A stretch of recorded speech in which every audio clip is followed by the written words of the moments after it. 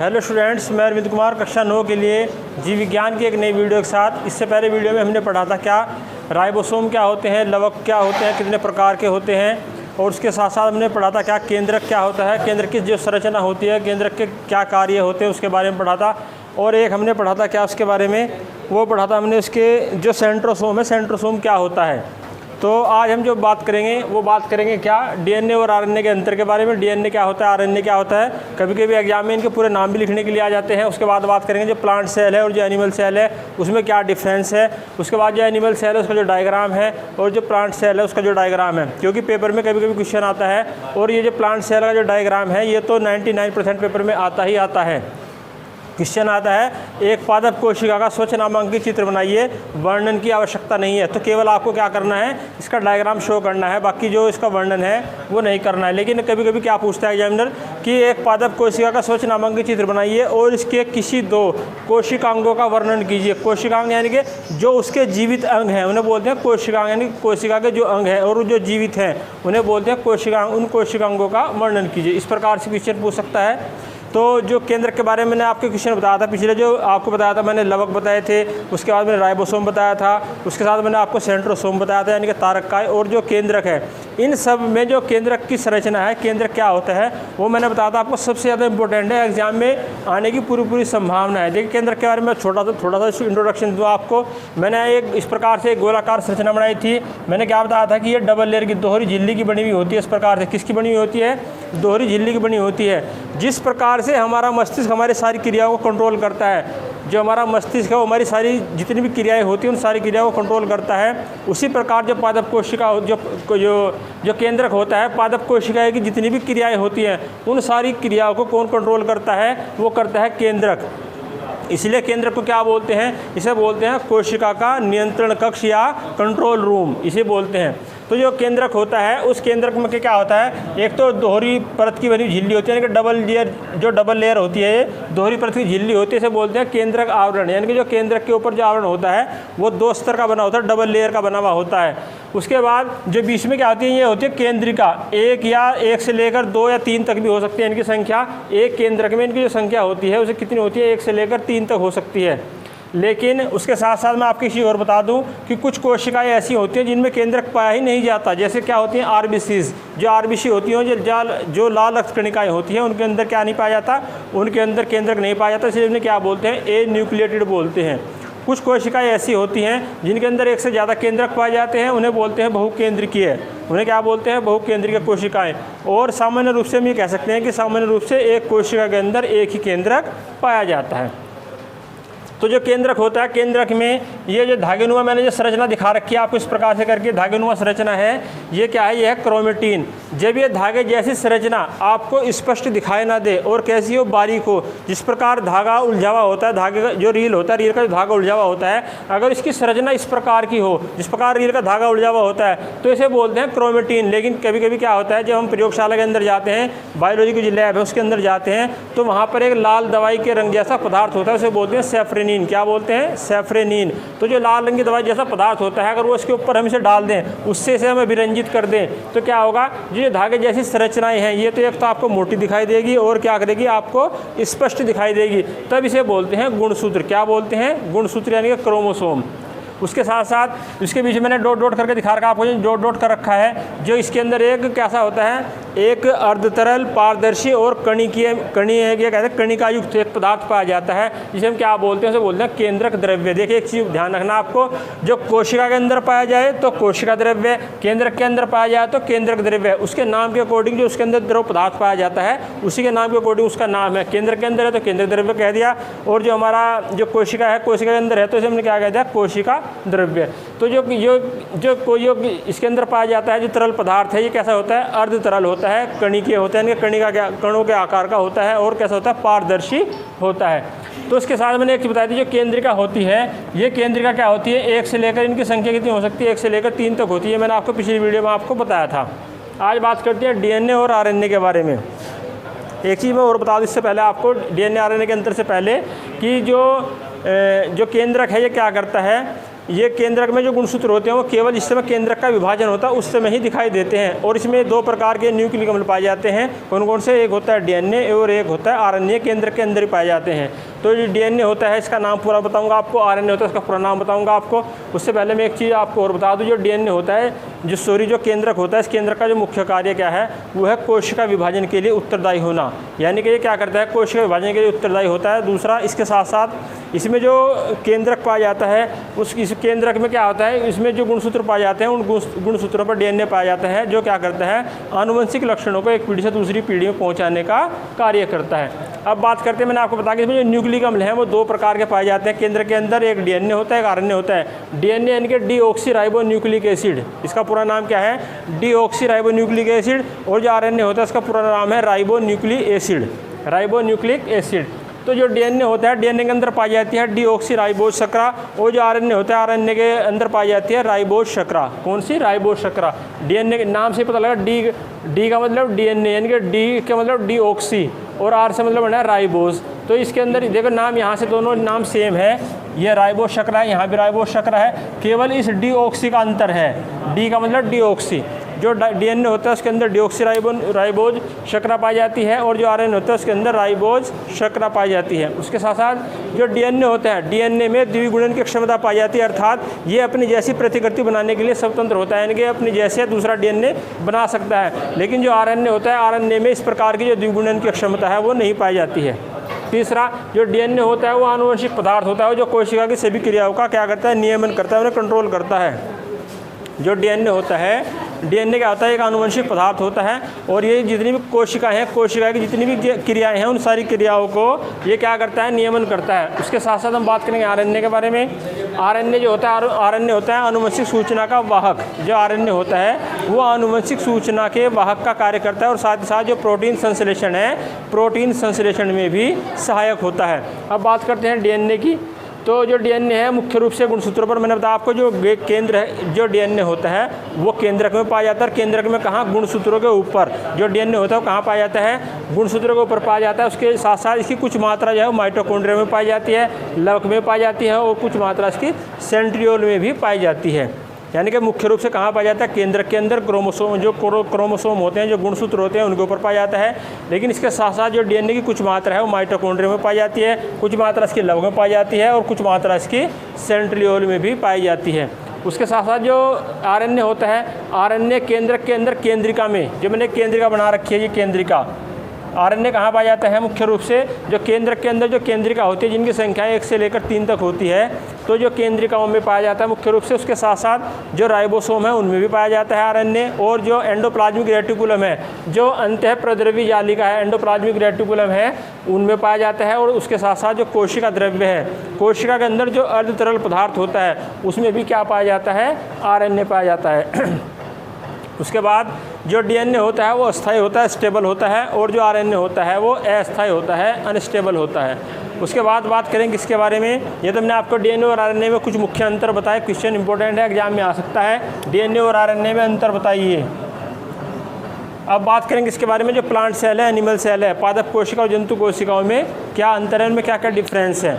देखिए, जो पादप कोशिका होती है उसमें पाई जाती है कोशिका भित्ति। जो पादप कोशिका होती है, पादप कोशिका यानी कि प्लांट सेल होती है, उसमें कोशिका भित्ति पाई जाती है और वो कोशिका भित्ति सेलुलोज नामक एक पदार्थ होता है, निर्जीव पदार्थ होता है, उसकी बनी हुई होती है।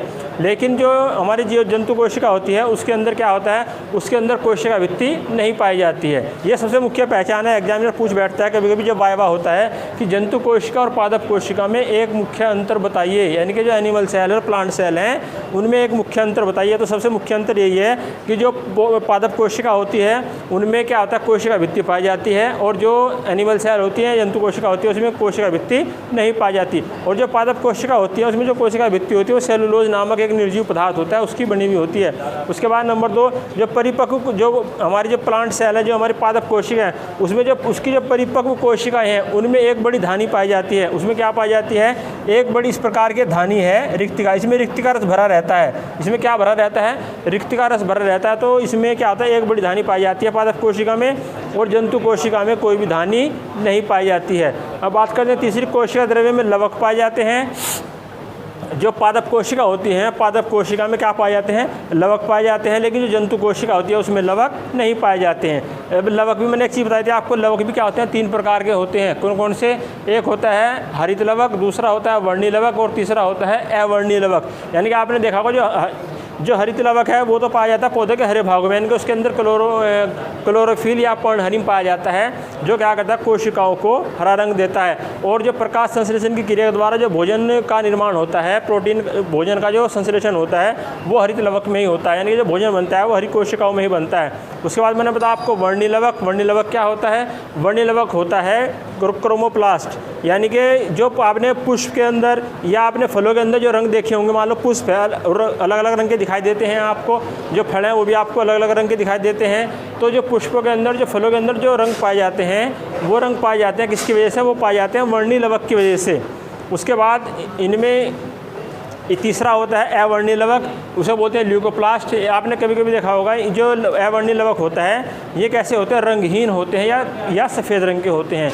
कैसे होते हैं? रंगहीन होते हैं या सफ़ेद रंग के होते हैं। तो जो ये अवर्णीय लवक ये क्या करते हैं, जो भोजन है उस भोजन को संचित करने का कार्य करते हैं। तो अब बात करते हैं किसकी? पादप कोशिका की। जो पादप कोशिका है उसमें सेंट्रोसोम और सेंट्रियोल नहीं पाए जाते, लेकिन जो जंतु कोशिका होती है उसमें सेंट्रोसोम और सेंट्रियोल पाए जाते हैं। ये सबसे मुख्य लक्षण है। क्वेश्चन पूछा जाता है क्या कि ऐसा कौन सा कोशिकांग है जो केवल जंतु कोशिकाओं में पाया जाता है और पादप कोशिकाओं में नहीं पाया जाता? तो वो क्या है? वो है तारक का, यानी कि सेंट्रोसोम। जो सेंट्रोसोम है और जो सेंट्रियोल है वो पादप कोशिका के अंदर नहीं पाए जाते, लेकिन जो जंतु कोशिका है उसमें सेंट्रोसोम भी पाया जाता है और उसमें सेंट्रियोल भी पाया जाता है। कवक के अलावा जितने भी सभी पादप कोशिकाएं हैं उन सभी में जो भोज्य पदार्थ होता है वो मंड के रूप में संचित होता है। यानी कि हम ये कह सकते हैं कि जो पादप कोशिका है उसमें जो कवक होता है, कवक को छोड़कर जितनी भी पादप कोशिकाएं होती हैं उन सभी पादप कोशिकाओं में जो भोज्य पदार्थ होता है वो मंड के रूप में संचित होता है। लेकिन जो जंतु कोशिकाएँ होती हैं उन जंतु कोशिकाओं में जो भोज्य पदार्थ होता है वो ग्लाइकोजन के रूप में संचित होता है। यानी इनमें भोजन मंड के रूप में बनता है, इनमें भोजन किसके रूप में बनता है? ग्लाइकोजन के रूप में बनता है। तो मैंने आपको DNA RNA में अंतर बताया और जंतु कोशिका पादप कोशिका में अंतर बताया। दोनों क्वेश्चन इंपॉर्टेंट है, याद कर लेना अच्छी तरह। अब डायग्राम थोड़ा समझा दो इसके बारे में। जंतु कोशिका का डायग्राम है और जो पादप कोशिका का डायग्राम है। देखिए इनमें क्या डिफरेंस है। मैंने सबसे पहले डिफरेंस आपको ये बताया कि जो पादप कोशिका होती है इसमें जो क्या होती है? कोशिका भित्ति पाई जाती है। क्या पाई जाती है? कोशिका भित्ति पाई जाती है और उसमें 3 स्तर होते हैं। जो सबसे बाहरी स्तर है उसे बोलते हैं बाह्य कोशिका भित्ति, यानी कि आउटर सेल वाल। उसे बोलते हैं बाह्य कोशिका भित्ति, यानी कि आउटर सेल वाल। उसके नीचे एक भित्ति और होती है, उसे बोलते हैं मध्य कोशिका भित्ति, यानी कि मिडिल सेल वाल। और उसके नीचे एक और कोशिका भित्ति होती है, उसे बोलते हैं अंतः कोशिका भित्ति, यानी कि इनर सेल वाल। तो जो कोशिका भित्ति होती है 3 प्रकार की होती है, बाह्य, मध्य और अंतः, यानी कि आउटर, मिडिल और अंतः, यानी कि इनर वो। उसके साथ साथ जो माइटोकॉन्ड्रिया होते हैं इसके अंदर माइटोकॉन्ड्रिया पाए जाते हैं और जो माइटोकॉन्ड्रिया होते हैं वो क्या करते हैं? वो ऊर्जा, कोशिका के जिस भी अंग को ऊर्जा की आवश्यकता होती है वो ऊर्जा माइटोकॉन्ड्रिया से लेते हैं, क्योंकि ऊर्जा इसी के अंदर ATP के रूप में संचित रहती है। जो माइटोकॉन्ड्रिया होता है वो माइटोकॉन्ड्रिया के अंदर जो ऊर्जा होती है वो ATP के रूप में संचित होती है। उसके साथ साथ इसके मध्य में एक केंद्रक पाया जाता है। केंद्रक दोहरी परत का बना हुआ होता है, डबल लेयर का बना हुआ होता है। तो जो केंद्रक आवरण है, यानी कि जो केंद्रक आवरण है वो क्या करता है? केंद्रक के और जो कोशिका द्रव्य मैंने डॉट डॉट करके बना रखे हैं इसके बीच में, ये डॉट डॉट करके, ये क्या है? कोशिका द्रव्य है, यानी कि एक अर्ध तरल पारदर्शी पदार्थ है। तो जो केंद्रक आवरण होता है वो केंद्रक आवरण क्या करता है? जो केंद्रक है और जो कोशिका द्रव्य है उन दोनों के बीच जो पदार्थों का आदान प्रदान होता है, जो भोज्य पदार्थ है कोई भी चीज़ है उसका जो आदान प्रदान होता है वो केंद्रक के और कोशिका द्रव्य के बीच में होता है। किसके बीच में होता है? केंद्रक के और कोशिका द्रव्य के बीच में। किसके द्वारा? केंद्रक आवरण के द्वारा। और जो केंद्रक का जो आवरण होता है इसमें बीच बीच में से छिद्र पाए जाते हैं, जिन्हें क्या बोलते हैं? केंद्रक छिद्र बोलते हैं इन्हें। जो ये बीच बीच में छिद्र हैं, ये बीच में, इन्हें हम क्या बोलते हैं? केंद्रक छिद्र बोलते हैं। तो ये इनके बीच में पाए जाते हैं। उसके साथ साथ जो इसमें धागे जैसी संरचना है इसे हम क्रोमेटिन बोलते हैं। जब ये धागे जैसी संरचना आपको स्पष्ट दिखाई ना दे और बारीक दिखाई दे तब तो है ये क्रोमेटिन, लेकिन जब इसके ऊपर हम सेफ्रेनिन की बूंद डाल दे, सेफ्रेनिन डाल दे, इसके ऊपर एक केमिकल होता है उसके अंदर रखा होता है प्रयोगशाला में, एक पदार्थ होता है लिक्विड, तो अगर वो डाल दे तो ये धागे जैसी संरचना है ये आपको मोटी और स्पष्ट दिखाई देगी। तब इसे बोलते हैं क्या? गुणसूत्र। और जो गुणसूत्र के ऊपर क्या पाए जाते हैं? DNA पाए जाते हैं। ये क्या करते हैं? सूचनाओं का एक पीढ़ी से दूसरी पीढ़ी में आदान प्रदान करते हैं। उसके बाद जो केंद्रक के अंदर एक क्या होता है? पारदर्शी, अर्धतरल और कणिकीय पदार्थ पाया जाता है, इसे क्या बोलते हैं? केंद्रक द्रव्य बोलते हैं। उसके साथ साथ इसमें क्या पाया जाता है, क्लोरोप्लास्ट पाया जाता है। क्लोरोप्लास्ट कहाँ पाया जाता है, हरित लवक। हरित लवक केवल पौधे की हरी कोशिकाओं में ही पाया जाता है। और जो हरित लवक होता है ये मैंने बताया था, ये इसके अंदर किसके अंदर पाया जाएगा, जो पौधे की हरी कोशिकाएँ हैं उन्हीं के अंदर पाया जाएगा। उसके बाद ये गोल्जिकाएँ इसी के अंदर पाया जाता है। गोल्जिकाएँ कह लो, गोल्जी बॉडी कह लो, गोल्जी उपकरण कह लो, गोल्जी एपरेटस कह लो, सब इसी के नाम है। ये भी किसके अंदर पाए जाते हैं, इसके प्लांट कोशिका जो हमारी पादप कोशिका उसके अंदर पाए जाते हैं। उसके साथ साथ जो एंडोप्लाज्मिक रेटिकुलम है, जो अंतःप्रद्रव्य जालिका, वो भी इसके अंदर पाई जाती है। जो अंतःप्रद्रव्य जालिका है, जो एंडोप्लाज्मिक रेटिकुलम है, वो दो प्रकार के होते हैं। कौन कौन से, एक तो होता है, इसके मैं बता दूँ आपको, जो केंद्र के पास होता है, केंद्र सटा हुआ होता है, और इससे एक डिफरेंट होता है। जो एंडोप्लाज्मिक रेटिकुलम होता है, जो अंतःप्रद्रव्य जालिका होती है, दो प्रकार की होती है। नंबर एक होती है खुरदरी अंतःप्रद्रव्य जालिका यानी कि रफ एंडोप्लाज्मिक रेटिकुलम, और दूसरी होती है चिकनी अंतःप्रद्रव्य जालिका यानी कि स्मूथ एंडोप्लाज्मिक रेटिकुलम। उसके साथ साथ जो केंद्रक है, यानी जो कोशिका है हमारी, ये प्लांट सेल है, उस प्लांट सेल के अंदर ही एक अर्धतरल क्या पाया जाता है, जेली जैसा एक अर्धतरल होता है, जेली जैसा पदार्थ होता है। कैसा, पारदर्शी पदार्थ होता है, जेली एक गोंद होता है, उस प्रकार का एक अर्धतरल पदार्थ होता है गोंद के जैसे। इसके अंदर जो मैंने डॉट डॉट करके बना रखा है, जो कोशिका के अंदर पाया जाता है, तो इसे क्या बोलते हैं, कोशिका द्रव्य बोलते हैं। तो ये तो मैंने आपको प्लांट सेल के बारे में बताया। जो प्लांट सेल पादप कोशिका, इसका केवल डायग्राम बनाने के लिए आता है एग्जाम में, कॉपी में। इस डायग्राम को आपको दोनों डायग्राम कॉपी में बनाने हैं आपको, प्लांट सेल का भी, और जो प्लांट सेल है और जो एनिमल सेल, दोनों के डायग्राम आपको कॉपी में बनाने हैं। दोनों डायग्राम मोस्ट इंपॉर्टेंट हैं। जो जंतु कोशिका होती है, देखो मैंने आपसे क्या बताया, सबसे मुख्य पहचान किस में कोशिका भित्ति पाई जाती है। पादप कोशिका में 3 लेयर है इसकी, लेकिन जो जंतु कोशिका होती है उसमें क्या होती है, उसमें कोशिका भित्ति नहीं पाई जाती। ये सबसे मुख्य पहचान है। इसके अंदर जो मैंने बताया था, जो एंडोप्लाज्मिक रेटिकुलम, वो भी दो प्रकार के पाए जाते हैं। कौन सी, एक अंतःप्रद्रव्य जालिका यानी कि जो खुरदरी होती है, और एक होती है कैसी, चिकनी। जो चिकनी अंतःप्रद्रव्य जालिका होती है उसे बोलते हैं SER यानी कि स्मूथ एंडोप्लाज्मिक रेटिकुलम। और जो खुरदरी अंतःप्रद्रव्य जालिका होती है उसे बोलते हैं रफ एंडोप्लाज्मिक रेटिकुलम यानी कि RER, शॉर्ट में भी लिख सकते हैं हम इसे, RER यानी कि रफ एंडोप्लाज्मिक रेटिकुलम। ये बाहर जो है, ये कोशिका कला है, हमारी सेल मेम्ब्रेन है, ये बाहर जो बनी हुई है, ये कोशिका भित्ति नहीं है, ये क्या है, सेल मेम्ब्रेन है, कोशिका कला है। तो उसके बाद इसमें भी क्या पाया जाता है, जंतु कोशिका होती है, उसमें केंद्रक पाया जाता है। केंद्रक वही दोहरी झिल्ली का बना हुआ होता है, इसे केंद्रक आवरण बोलते हैं। बीच बीच में केंद्रक आवरण में छिद्र पाए जाते हैं, इन छिद्रों को क्या बोलते हैं, केंद्रक छिद्र बोलते हैं। बीच में धागे जैसी संरचना है, इसे क्रोमेटिन बोलते हैं। और इसमें एक से लेकर 2, 1 या 2 कह सकते हैं हम, जो केंद्रिका है वो इसके अंदर पाई जाती हैं। और इसके अंदर जो डॉट में अर्धतरल कणिकीय पदार्थ होता है, पारदर्शी, इसे क्या बोलते हैं, केंद्रक द्रव्य बोलते हैं, वो भी इसके अंदर पाया जाता है। उसके साथ इसमें जो जंतु कोशिका है, लाइसोसोम इसके अंदर पाया जाता है। तारककाय, ये जो तारककाय है, ये सेंट्रोसोम है, ये केवल जंतु कोशिकाओं में ही पाया जाता है, पादप कोशिकाओं में नहीं पाया जाता है। तो उसके साथ साथ इसमें क्या पाया जाता है, रसधानी यानी कि रिक्तिका होती हैं, छोटे आकार की होती हैं, और रिक्तिका जो है इसमें बड़ी आकार की होती है। वैसे तो अगर हम सही बात देखें तो रिक्तिका इसके अंदर पाई नहीं जाती, जंतु कोशिका होती है इसमें धानी नहीं होती, लेकिन इसमें बड़ी धानी होती है। इनके अंदर जो रिक्तिका होती है, धानी होती है, वैक्यूल होती है, इसके अंदर रिक्तिका रस भरा रहता है। तो मैंने आज बच्चा आपको क्या बताया, सबसे पहले मैंने आपको DNA RNA में अंतर बताया। DNA RNA में जो मुख्य अंतर क्या है, इसमें डीऑक्सीराइबोसक्रा पाई जाती है, इसमें राइबोसक्रा पाई जाती है। इसमें DNA में द्विगुणन की क्षमता होती है, RNA में द्विगुणन की क्षमता नहीं होती। DNA का द्विगुणन का मतलब क्या है, अपने जैसा दूसरा DNA बनाना, यानी कि जो DNA है वो अपने जैसा दूसरा DNA बना सकता है, तो इसे बोलते हैं द्विगुणन। यानी कि DNA में क्या होती है, द्विगुणन की क्षमता पाई जाती है, RNA में द्विगुणन की क्षमता नहीं पाई जाती। ये जो DNA वो आनुवंशिक पदार्थ है, वो जो क्या करता है, कोशिकाओं की सभी क्रियाओं का नियमन करता है। लेकिन जो RNA है वो क्या है, वो करता है आनुवंशिक सूचना वाहक का कार्य, यानी कि जो आनुवंशिक सूचना है उन्हें पहुंचाने का काम करता है, वाहक का काम। वाहक मतलब ले जाना। जैसे मेरे पास ये मार्कर है, मैंने कहा भाई ये मार्कर आप दूसरे वाले सर के आप दे के आओ, तो आप उसे दे के गए तो आप क्या कर रहे हो, वाहक का काम करिए। जैसे घरों में डाक आता है, वो चिट्ठी लेकर आता है, तो वो पत्र को लेके आ रहा है, तो वो क्या है, वाहक है। तो जो RNA है वो क्या करता है, आनुवंशिक जो सूचनाएं हैं उन्हें केवल पहुंचाने का काम करता है, यानी कि वाहक का काम करता है, और प्रोटीन का जो संश्लेषण होता है उसमें भी सहायक होता है। इसके बाद जो DNA होता है वो मुख्य रूप से केंद्रक के अंदर जो गुणसूत्र होते हैं उन गुणसूत्रों पर पाया जाता है। उसके अलावा इसकी कुछ मात्रा माइटोकॉन्ड्रिया में, लवक में और सेंट्रियोल में भी पाई जाती है। जो ये RNA होता है वो केंद्रक के अंदर केंद्रिका में, जो केंद्र के अंदर 1 से लेकर 3 तक केंद्रिका होती है उनमें पाया जाता है। और कुछ जो है राइबोसोम में भी पाया जाता है, एंडोप्लाज्मिक रेटिकुलम में पाया जाता है, इनके अंतःप्रद्रव्य जालिका में पाया जाता है, और कोशिका द्रव्य में भी। और ये अस्थायी होता है, RNA अस्थायी होता है। और उसके बाद मैंने बताया आपको पादप कोशिका, यानी कि जो पादप कोशिका है इसमें क्या पाया जाता है, कोशिका भित्ति पाई जाती है और वो एक निर्जीव पदार्थ होता है, सेलुलोज उसकी बनी हुई होती है। इसमें जो जंतु कोशिका होती है कोई भी कोशिका भित्ति नहीं पाई जाती, ये मुख्य लक्षण है इसका।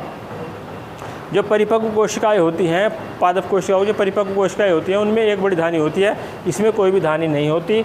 इसमें क्या होता है, कोशिका द्रव्य में लवक पाए जाते हैं। मैंने बताया था लवक 3 प्रकार के होते हैं, हरित लवक, वर्णिल लवक, अवर्णिल लवक, इसमें लवक पाए जाते हैं और इसमें जो जंतु कोशिका है इसमें लवक नहीं पाए जाते।